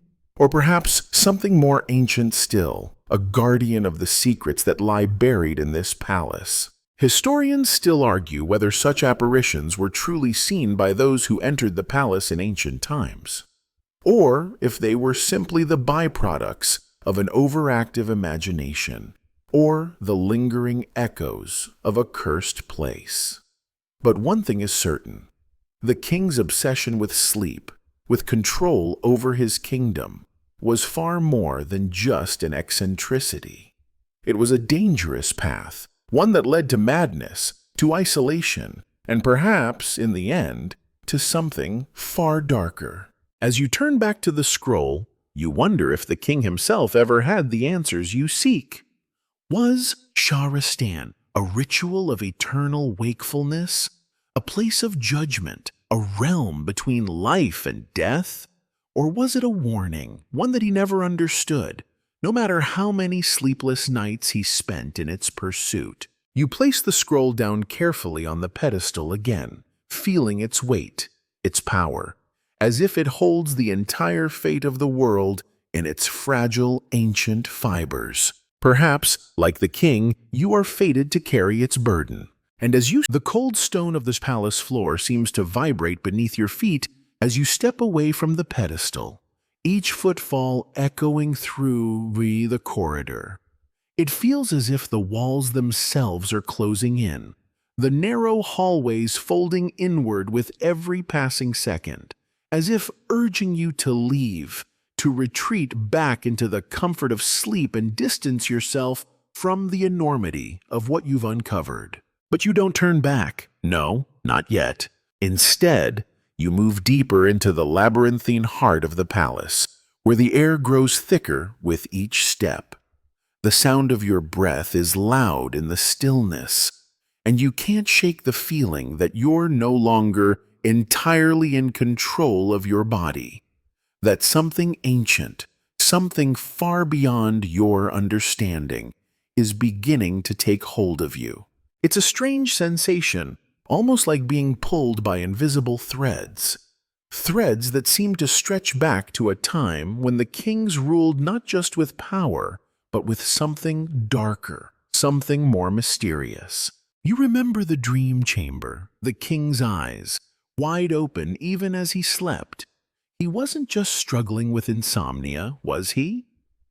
No, there was something far deeper at play here. The kings, with their constant wakefulness, their constant vigilance, were trapped in a kind of endless cycle, a cycle that led to their ultimate undoing. But what caused it? What made them need to stay awake at all costs, even at the expense of their sanity? Historians still debate whether the king's obsession with sleeplessness was linked to an ancient curse, a divine punishment for a long-forgotten sin. Some suggest it was simply the result of an overwhelming sense of responsibility, too much power, too many lives depending on his every move. And others argue that it was the pursuit of something far more sinister, a quest for immortality itself. But what if the answer wasn't as simple as any of these theories? What if the key to the king's restless nights was not something external, but something deeply personal? Something buried deep within him. You turn a corner, finding yourself in a room unlike any you've encountered before. It's smaller, more intimate, yet its walls seem to pulse with a strange energy. The stone here is lighter, smoother, as though it was polished over the years by the hands of many. There are no windows, only a single, thick door at the far end. The air smells faintly of incense, a delicate fragrance that lingers like a memory. There's something familiar about this room, something that makes the hairs on the back of your neck stand on end. It's as if you've been here before, though you know that's impossible. This room isn't in any map, nor is it mentioned in the royal records. Yet, standing here, you feel a strange sense of déjà vu. You move closer to the door, your hand brushing against the stone walls. The surface feels warm, as though the room itself is alive, pulsing with some unseen force. There's a soft hum, almost imperceptible, but present all the same. As you place your hand on the door, it creaks open with little effort, as if it was waiting for you to unlock it. The room beyond is dim, lit only by a single flickering candle on a small table in the center. You step inside and the door closes behind you with a gentle thud. This is it. You can feel it in your bones. The answers you seek are here. The room is sparse, containing only a few items. A small bed, a wooden chair, and a desk covered with scrolls and ancient texts. But it's the bed that draws your attention. It's not a luxurious bed, not a throne-like affair, but a simple, low cot with a threadbare blanket. And yet, something about it makes your heart race. This is where the king slept. But unlike the grand dream chamber, where he battled his sleeplessness with an almost obsessive intensity, this bed seems more human. It doesn't belong to a king who sought to conquer sleep itself. No, this bed belongs to a man who, despite his power, longed for something he could never quite grasp: peace. You approach the desk, your eyes scanning the scattered scrolls. They're written in the same ancient script as the scroll you found in the hidden room. But these are more personal, more intimate. They seem to be the king's private writings, his thoughts, his musings. As you begin to read, you realize that the king's obsession wasn't just with sleeplessness. It wasn't even with immortality. No, the king was searching for something deeper, a way to transcend time itself. He writes about a dream of escaping the cycle of life and death, of stepping outside the constraints of time and space. It's a recurring dream, one that he can't escape. In the dream, he's awake, always awake, and he's surrounded by endless, eternal darkness. But then, at the center of this void, there is a light that promises to end his suffering, to release him from his endless wakefulness. But there's a catch. The light isn't just a beacon of salvation. It's also a trap. To reach it, the king writes, he must first sacrifice everything he holds dear: his power, his kingdom, his very humanity. It's a chilling revelation, one that sends a wave of unease washing over you. The king wasn't just trying to stay awake. He was trying to escape his own existence, to step beyond the realm of the living and enter the realm of the gods. But it was never meant to be. Historians still argue whether the king's quest for transcendence ultimately led to his downfall, or if his downfall was the price he paid for chasing something he could never truly understand. Some believe he was consumed by the darkness he sought to escape, while others suggest that he became a victim of his own mind, lost forever in a labyrinth of his own making. As you step back from the desk, the weight of the king's journey presses down on you. His endless quest for peace, his futile search for immortality. The door clicks softly behind you as you step back into the corridor, the silence almost suffocating. The room you just left, where the king had once poured out his deepest fears and desires, lingers in your mind. You find yourself haunted by the weight of his words, by the chilling realization that his obsession with time, his relentless pursuit of a reality outside of the confines of mortal life, wasn't just a passing phase. It was a destructive force, an all-consuming hunger.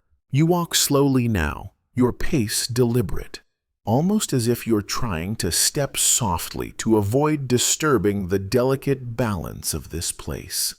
The walls seem to close in on you again, but this time you don't feel the same dread as before. There's a familiarity to them now, as if you've somehow entered the king's mind itself. Every corner, every shadow, whispers of his existence, of his failed attempts to defy time, of his desire for a life unbroken by sleep. You continue moving deeper into the palace. The air grows colder with each step, and though you've traversed these corridors for what seems like hours, they now feel different. They seem to stretch endlessly, twisting into an infinite maze. You almost wonder whether the palace itself is alive, adapting to your presence, guiding you toward a place you cannot yet comprehend. Eventually, you come across a series of stairs leading downward, their stone steps worn smooth by centuries of footfalls. The air grows even colder as you descend, the flickering light of your torch casting long, dancing shadows on the walls. The further down you go, the more oppressive the silence becomes. It feels as though the very essence of time has begun to compress, wrapping itself around you. At the bottom of the stairs, you find yourself in a vast chamber, one that seems to stretch far beyond the limits of the palace above. The ceiling is so high that it vanishes into darkness, and the walls are adorned with elaborate carvings, symbols, glyphs, and images that swirl and merge into one another, creating an almost hypnotic pattern. You can't help but feel that this place is more than just a room. It's the heart of the palace, the very center of the king's restless soul. It's where he came to confront the things that kept him awake, the things that gnawed at his mind, pulling him deeper into madness. In the center of the chamber stands a massive stone pedestal, and atop it lies something you weren't expecting: a large, intricately carved mirror. The mirror is framed with ornate patterns, and its surface seems unnaturally smooth, as if it were polished by hands far more skilled than any royal artisan could manage. Yet, there's something off about it, something unsettling. The glass isn't reflective in the usual sense. Instead of showing your reflection, it appears almost translucent, like a window into another reality. You approach it cautiously, your heart beating a little faster with each step. As you stand before the mirror, you feel a strange pull, a sensation that draws you in, urging you to look deeper. And then, the world around you begins to shift. At first, it's subtle. A slight distortion in the air, the faintest ripple, like the surface of a pond disturbed by a single raindrop. But as you gaze into the mirror, the distortion grows. It's as if the very fabric of time itself is being stretched before your eyes. The images within the mirror flicker and change, shifting from one scene to another at an impossible speed. For a moment, you see the king, his eyes wide open, staring at nothing, yet seeing everything. His face is drawn and pale, the weight of sleepless nights etched into every line of his expression. He stands in a vast empty room, his form surrounded by swirling shadows. The dreamlike image wavers, and then another scene takes its place. Now the mirror shows something different. A vast desert under a burning sun, its sand stretching endlessly toward the horizon, and at the center of this barren wasteland, a single figure, clad in regal robes, but with a crown unlike any you've seen before. It is adorned with strange symbols, and its glow seems to illuminate the darkness of the desert around it. The figure begins to move, walking slowly toward you. Its face is obscured by the shadows, but its presence is undeniable. It moves with purpose, with an unhurried grace, as if it knows exactly where it's going, even though you cannot begin to understand its destination. The mirror continues to shift, showing fragmented glimpses of the king's life, a life that seems to blur with the passage of time, as if each moment is both a memory and a premonition. His endless quest for peace, for escape from the cycle of sleep and wakefulness, is laid bare before you. You can see his madness creeping in, the weariness in his eyes, the endless search for something that will make the pain stop. But then, the images change again. They become darker, more chaotic. The once immaculate palace begins to crumble, the walls splintering and decaying. Shadows grow thicker, their shapes more monstrous. The king's figure becomes distorted, his eyes wide in terror as he reaches out towards something just beyond his grasp. The world around you shudders, and for a moment you lose your balance, as if the very floor beneath you is trembling. You try to pull away from the mirror, but it's as if something holds you in place, something invisible, yet undeniably strong. In the mirror's depths, you see something or someone approaching. At first, it's just a silhouette, a shape in the distance, but as it grows closer, the figure becomes clearer. It is another king, but this one is different. His face is shadowed, his crown twisted and broken. His eyes are not wide open as the first king's had been, but closed, as though he's finally allowed himself to rest, to sleep. And as the second king reaches the first, their hands meet, and everything around you erupts in a blinding flash of light. The images in the mirror grow too intense, too overwhelming, and for a moment, you're not sure whether you're still standing in the chamber or if you've crossed over into some other world entirely. And then just as suddenly it all stops. The mirror goes black. You stand there, frozen for a moment, caught between worlds. The echo of the images from the mirror still reverberates in your mind, and the room seems to pulse with an energy you can't quite explain. You try to shake it off, to move forward, but there's a heaviness to the air now, an almost tangible weight that clings to your skin. The chamber feels vast, its walls looming taller than they should be, and the shadows seem to stretch deeper, darker, as if they're trying to swallow you whole. You turn away from the pedestal, feeling your legs grow heavy as you make your way to the far side of the room. You've seen the king's obsession laid bare, the mirror, the endless shifting of time, the futile search for peace. But now, more than ever, you realize there's something even more insidious at play. This is not just a story of a man consumed by sleeplessness, or a king battling with the concept of time itself. No, this is something darker, something rooted deep in the human soul. You take another step, your hand brushing against the cold stone walls, the air growing colder with each movement. The further you go, the more disoriented you feel, as though the very space around you is beginning to shift again. The room, this grand chamber of forgotten kings and restless souls, seems alive, reacting to your presence. It's as if the walls are closing in, the ground beneath you buckling under the weight of everything you've uncovered. The deeper you delve into this story, the more you wonder if the king's obsession was simply a reflection of something that lies within all of us. A desire to transcend, to be free from the constraints of time, to escape the inevitable. Perhaps his madness was the result of a deep, almost primal fear of mortality, of knowing that no matter how much he fought it, sleep, death, and time would eventually catch up with him. But you can't help but wonder, was the king the only one who felt this way? Was there something about his lineage, his dynasty, that made them more susceptible to this unyielding need for immortality? Or perhaps the restlessness was not unique to him. Perhaps it's a feeling that lies dormant within us all, only waiting for the right moment to surface.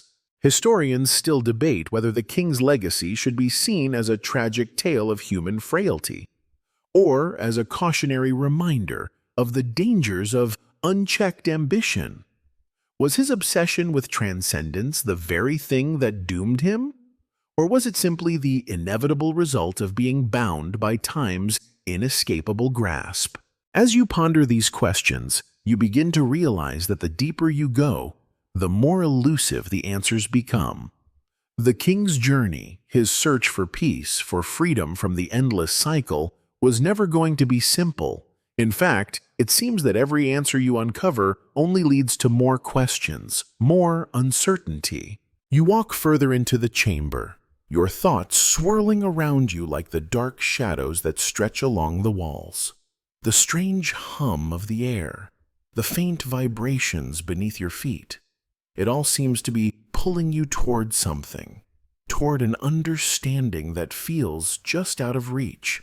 The more you try to focus on it, the more it slips through your fingers, like sand running through your hands. And then from somewhere deep in the chamber, you hear a sound. At first, it's so faint you almost think it's a trick of your mind. A soft whisper, a low murmur that echoes in the farthest corners of the room. But as you listen closer, the sound grows clearer, more distinct. It's a voice, one that seems familiar, yet distant, as though it belongs to someone you've never met, but somehow know all the same. You stop, your heart pounding in your chest. The voice is beckoning you, drawing you toward the center of the room once again. It's an invitation, or perhaps a warning. You can't tell. Without thinking, your feet carry you toward the sound. Your mind is heavy, burdened with the weight of the king's restless search for peace, but the voice pulls you onward. You move past the pedestal, past the strange mirror, and toward the farthest corner of the chamber. The walls here are lined with carvings, more symbols, more glyphs, each one more intricate and mysterious than the last. You reach out, your fingers brushing against the surface of the wall, and as you do, the room seems to pulse with energy once more. The air around you grows thick, charged with a strange force. The whispering voice grows louder now, and you realize it's no longer a voice. It's a presence, a sensation that fills the room and surrounds you. You can feel it in your bones. It's as though the very essence of this place is alive, watching you, waiting for you to uncover its final secret. The king's obsession, his endless pursuit of transcendence, was only part of the story. There's something more here, something hidden deep within the walls of this forgotten chamber. You reach the center of the room, where the whispering voice seems to converge, and before you, there's a small, unassuming door. It's made of wood, though the edges are worn and chipped, as if it's been untouched for centuries. The door seems oddly out of place in this otherwise stone-filled space, its wooden frame a stark contrast to the cold, imposing walls. You hesitate. The voice is still there, urging you on, but you can't shake the feeling that this door holds the final answers you've been seeking. And yet, there's a nagging doubt that lingers in your mind. What will you find beyond it?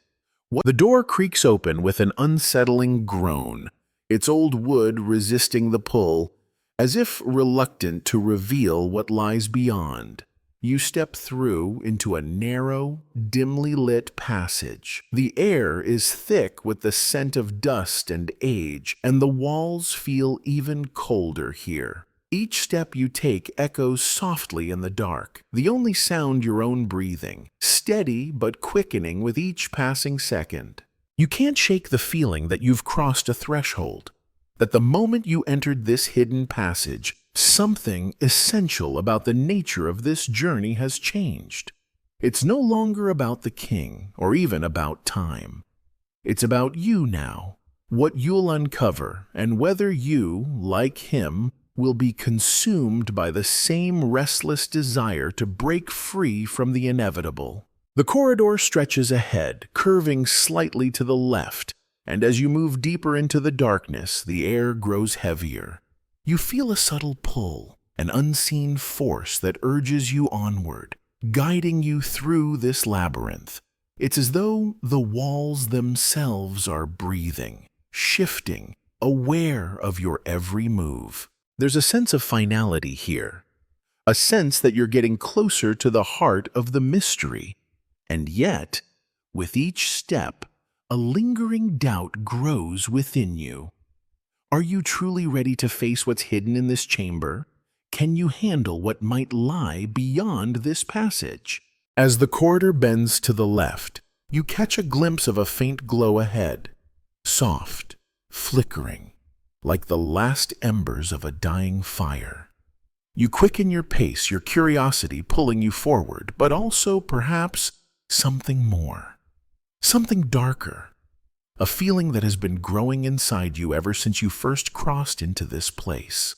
The light grows brighter, and soon you reach the end of the passage.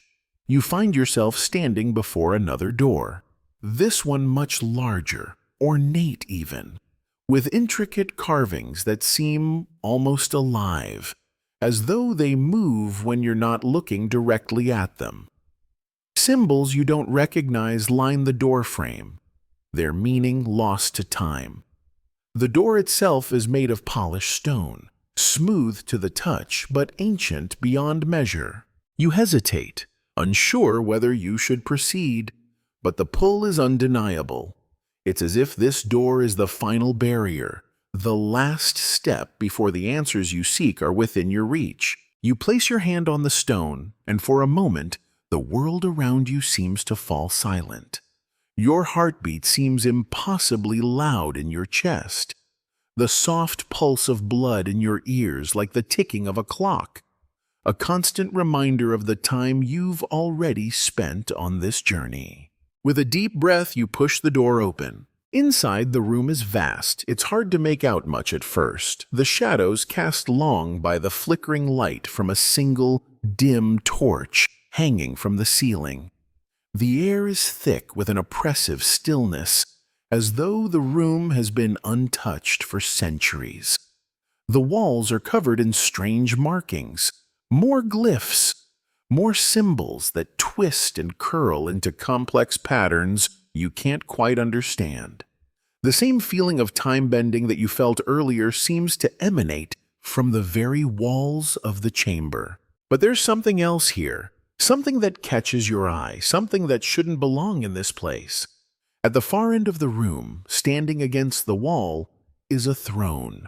A simple, unadorned chair of stone, weathered and cracked with age. And sitting on the throne is the king. Or rather, it's his figure. But something is wrong. His eyes are closed, his face peaceful, almost serene. For a moment, you wonder if you've made some mistake, if you've crossed into a vision, a dream. But then you notice something, a subtle shift in the air, a coldness that wraps around your skin like a blanket.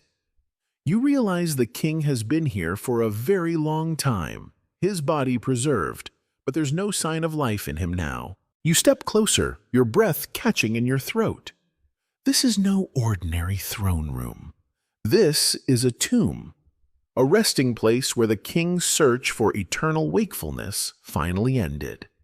There are no grand ceremonies, no final fanfare, just this silent, forgotten place where time itself seems to hold its breath. Historians argue whether the king ever truly found peace. Some say that this chamber, this place of rest, was his final attempt to transcend death and sleep alike. Others believe it's a monument to his madness, a place where his obsessions were buried along with him. But no one knows for sure, not anymore. The secrets of this room, like so much of his life, remain locked away, sealed in the silent, unyielding stone. You stand in the room, your heart pounding in your chest. For a long while, you simply gaze at the king. His peaceful expression, though haunting, is somehow soothing in its own way. It's as though he's finally found the rest he so desperately sought, the sleep that had eluded him for so long. But there's a part of you that can't quite shake the sense that this is not the end. Not really. Something else lies hidden here, just beyond the reach of your understanding. Perhaps it's a final lesson, a warning, or something else entirely.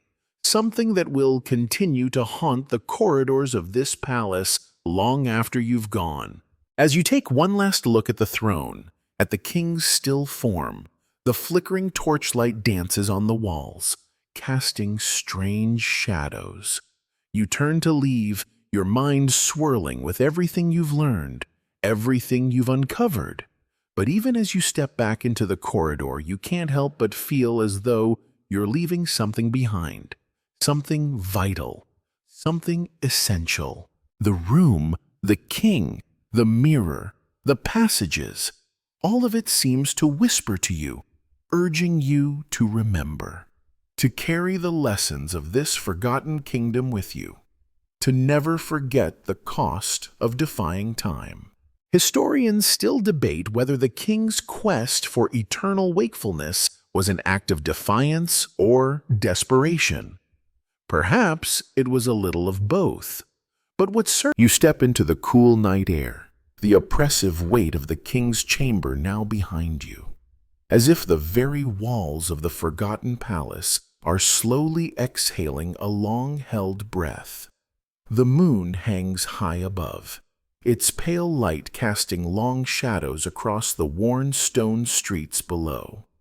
The world outside seems still, untouched by the centuries of restless searching that have unfolded within the palace's walls. For a moment, you feel as though you've crossed some invisible line between the past and the present, leaving the king and his obsessions behind. But something inside you has changed. It's hard to pinpoint exactly what it is. Maybe it's the calmness that lingers in the wake of the king's endless pursuit. Or maybe it's the quiet understanding that you, too, are part of the same cycle. Time, like sleep, is an inescapable force, and no matter how hard we try to outrun it, we all must eventually yield. You make your way through the streets, the stillness of the night filling your ears. The path is dimly lit by lanterns, their soft glow flickering in the breeze, casting fleeting patterns on the cobblestones. It's the sort of night that feels eternal, like the world itself has paused for just a moment, as if the very air is holding its breath, waiting for something, or perhaps for nothing at all. In the distance, the soft murmur of a river calls to you, a gentle reminder of the constant flow of time. It's funny how the river, like sleep, never ceases, never falters. It moves with the same inevitability that time moves, washing everything in its path, leaving nothing untouched. You pause at the edge of the water, watching the soft ripples dance in the moonlight.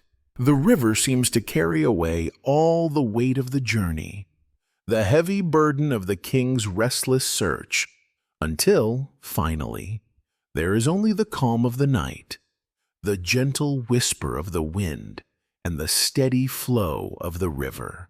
Historians still argue about whether the king's search for peace was worth it, whether his pursuit of eternal wakefulness was a noble quest or a tragic folly. The answers, it seems, are always just beyond reach, tucked away in the cracks of time, where the stories of the past swirl like the currents of a river, impossible to hold and yet always moving forward. You smile softly, realizing that perhaps the answer is simpler than all of that. Perhaps the search itself, with all its struggles and obsessions, is what matters most. The act of seeking, the journey, the effort to understand, to find meaning in the fleeting moments we have, might be the only true peace we can hope for. And so you stand by the water, the king's story lingering in the back of your mind, but no longer weighing on your heart. There's a sense of closure, of resolution, though it's not the sort of closure that comes from answers. It's the kind that comes from accepting that some questions are meant to remain unanswered, and that the journey itself holds its own kind of quiet beauty. As you watch the water flow endlessly before you, you feel a wave of calm wash over you. The past is just that, the past. The king, his obsessions, his endless search for transcendence, they all belong to a time long gone. But you, here in this moment, are free. You are awake, you are alive, and the future is yours to shape. The cool breeze brushes against your face, and for the first time you feel a sense of peace. Not in the answers you've uncovered, but in the very act of living, of experiencing, of being. There's no rush, no urgency, just the steady rhythmic flow of life, and perhaps, in that rhythm, you've found your own answer. Historians may argue forever over the king's fate, but you, here in this quiet moment, have found your own understanding. Time, sleep, and the search for peace, they are all intertwined, inescapable, and endlessly fascinating. And while we